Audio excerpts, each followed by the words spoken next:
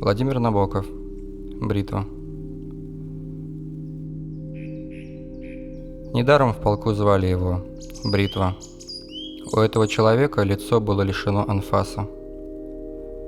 Когда его знакомые думали о нем, то могли его представить себе только в профиль. И этот профиль был замечательный. Нос острый, как угол чертежного треугольника, крепкий, как локоть, подбородок, длинные нежные ресницы, какие бывают у очень упрямых и жестоких людей. Прозывался он Иванов. В этой кличке, которую ему некогда дали, было странное ясновидение. Нередко бывает, что человек по фамилии Штейн становится превосходным минералогом.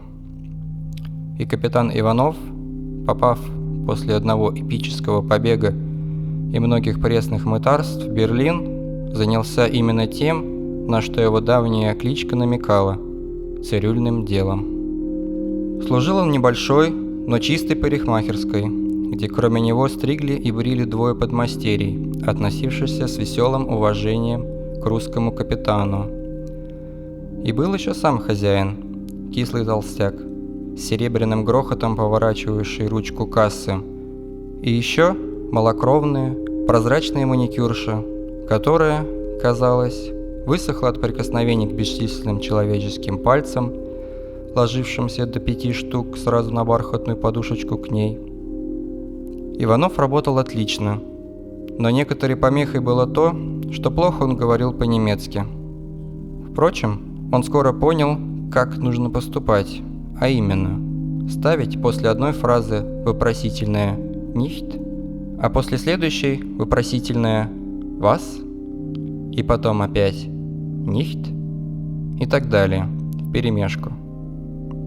И замечательно, что хотя он научился стричь только в Берлине, ухватки у него были точно такие же, как у российских стригунов, которые, как известно, много стрекочут ножницами впустую, пострекочут, нацелятся, отхватят клок, другой, и потом быстро-быстро, словно по инерции, продолжают хлопотать лезвиями в воздухе.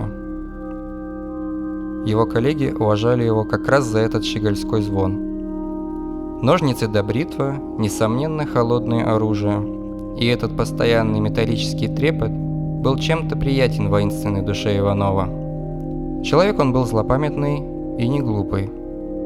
Его большую, благородную, великолепную отчизну какой-то скучный шут погубил ради красного словца, и это он простить не мог. В душе у него, как туго свернутая пружина, сжималась до поры до времени месть.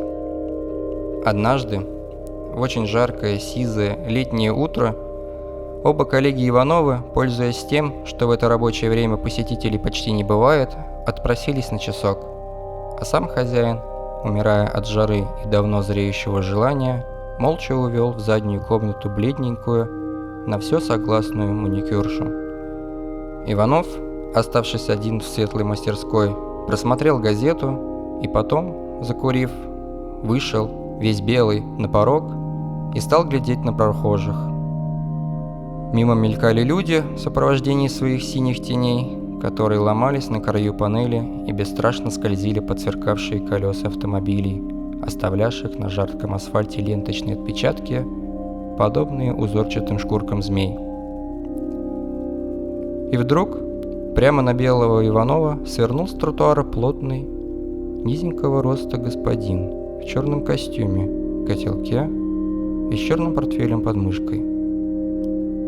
Иванов, мигая от солнца, посторонился, пропустил его в парикмахерскую. Тогда вошедший отразился во всех зеркалах сразу: в профиль, в полоборота, затем восковой лысиной, с которой поднялся, чтобы зацепиться за крюк, черный котелок. И когда господин повернулся лицом к зеркалам, сиявшим над мраморными подставками, на которых золотом и зеленью отливали флаконы, Иванов мгновенно узнал это подвижное, пухлявое лицо с пронзительными глазками и толстым родимым прыщом у правого крыла носа.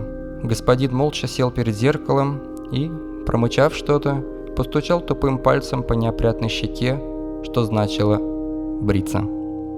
Иванов в каком-то тумане изумления завернул его в простыню, сбил тепловатую пену в фарфоровой чашечке, кисточкой стал мазать господину щеки, круглый подбородок, надгубье, осторожно обошел родимый прыщ, указательным пальцем стал втирать пену и делал все это машинально.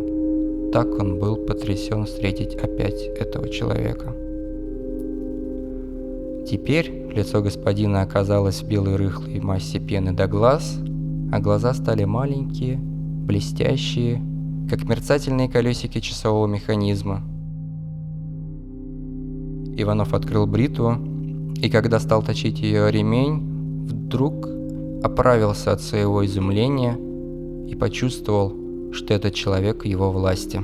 И, наклонившись через восковую лысину, он приблизил синее лезвие бритвы к мыльной массе и очень тихо сказал: «Мое почтение, товарищ.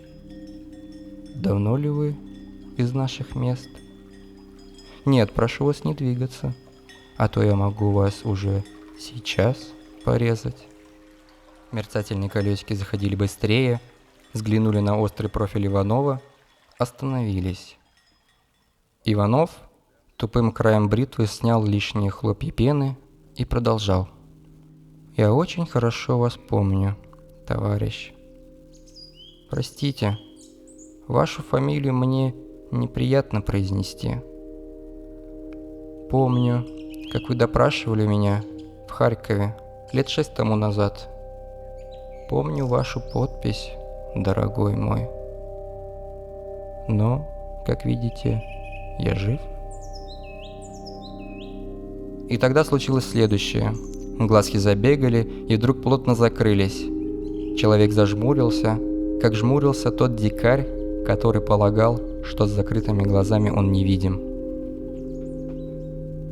Иванов нежно водил бритвой по шуршащей, холодной щеке. «Мы совершенно одни, товарищ. Понимаете? Вот не так скользнет бритва, и сразу будет много крови. Тут вот бьется сонная артерия. Много крови. Очень даже много. Но до этого я хочу, чтобы лицо у вас было прилично выбрито. И кроме того, хочу вам кое-что рассказать». Иванов осторожно приподнял 2 пальцами мясистый кончик его носа и все так же нежно стал брить пространство над губой. «Дело вот в чем, товарищ. Я все помню. Отлично помню. И хочу, чтобы и вы вспомнили». И тихим голосом Иванов стал рассказывать, неторопливо брея неподвижное, откинутое назад лицо. И этот рассказ, должно быть, был очень страшен, ибо изредка его рука останавливалась, и он совсем близко наклонялся к господину, который в белом саване простыни сидел, как мертвый, прикрыв выпуклые веки. «Вот и все», — вздохнул Иванов. «Вот и весь рассказ.